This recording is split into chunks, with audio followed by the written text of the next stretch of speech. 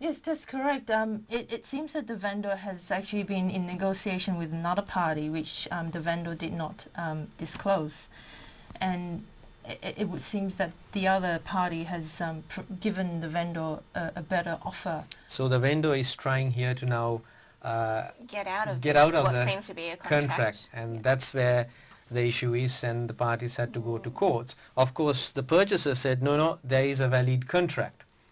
And the vendor, of course, said, no, there is no valid contract. So that's where the issue is now. So did the court, in this case, see it as a contract?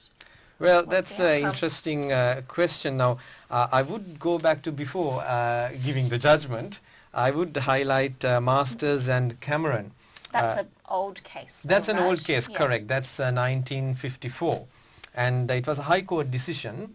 And it essentially said that there are three things, or three situations rather. One is where the parties intend to immediately be bound by the contract, although there's no formal contract. But it should be, or it can be understood that the parties like to be bound immediately. So they can still be, they're bound immediately, whether or not a formal documented contract comes into play. Yeah, exactly. An example of that, it's like Craig mentioned earlier, when you go to shopping, do your shopping, the form of contract immediately bound by is when you hand over some money, and that's when you are bound by it. And that's offer and acceptance, so that's very clear what's to be, the intentions are clear as well.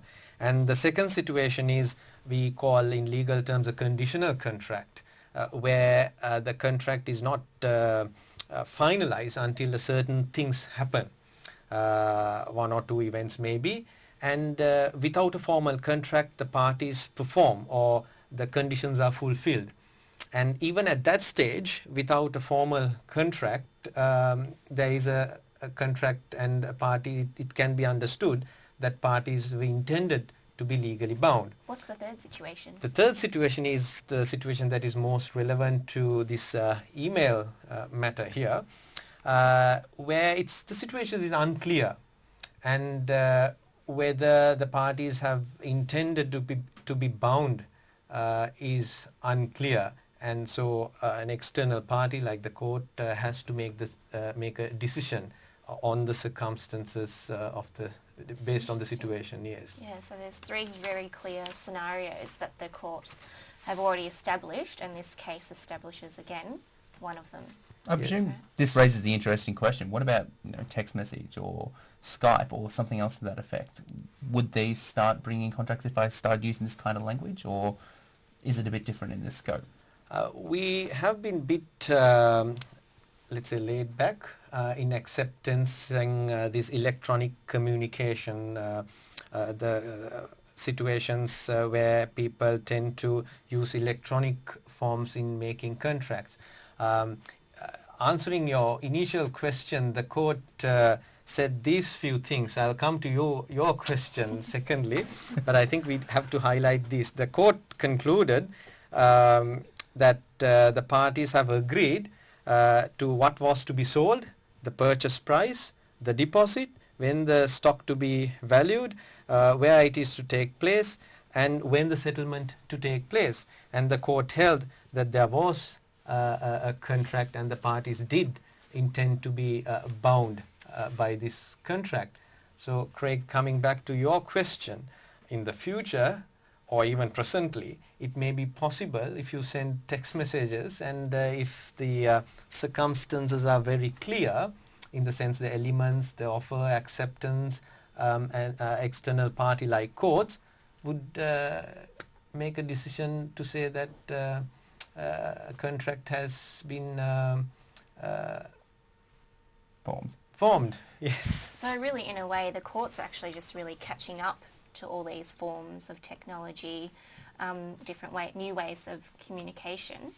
But the issue I have with Skype and text messages is that you don't have a formal signature, and generally when you're executing documents you want both parties to sign off. So with an email it seems a bit more clear because you have an electronic signature, so to speak. So my question is really, how far can you go in terms of getting that through with text messages and Skype?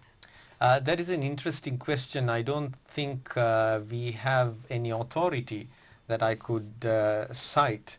But this is not a question related only to one area. Now, if I highlight the Instruments Act, even the Crimes Acts in various states, even the Commonwealth legislation, Privacy Act, will come into play in this area. So it's not just one particular piece of law. Judges will continue to make laws in the future in relation to this matter where specific laws are not there. Also to highlight, this is not something completely new. That 1954 case gives guidance. If the parties have clearly intended to be bound, there can be a contract, verbally or in writing. So something to keep an eye out for, really, with all these smartphones and online chat rooms. That's right. Clearly, there is an offer and acceptance of an offer. So they're the two main elements. That's correct. So you basically, viewers should be very careful with accepting an offer in this instance. I think what I've taken away from this, it seems the courts are looking at a holistic view. So they're looking at all the text messages and all the emails, then creating the contract based on that. It ain't just one email. Yep. It's many emails over time. It can be that as long as whether it's one or two, whether if the court can identify the essential elements or terms or whatever you call it are met for a contract to be accepted as a legal binding contract. If those words and whatever the court is looking for is found, there is a contract. That's right. You may even argue that because I've offered you to, let's say for example, to buy a property, but I'm buying this subject to a pest inspection or a building inspection. Obviously, then that's kind of a contract. This is what I'm offering, and the vendor has accepted that. In essence of that, if that building inspection has passed, then it means then the offer will be accepted. So hold it there. You're saying that I could sell my house over email, essentially. So I could essentially execute a contract for sale over email. You would still need a written documentation due to other formalities that you need to go into. But that, in essence, yes. So I can be bound to sell my house to a person via email. Possible, isn't it? The Instrument Act provides certain guidance in relation to this matter. It says basically the sale of land contracts should be in writing.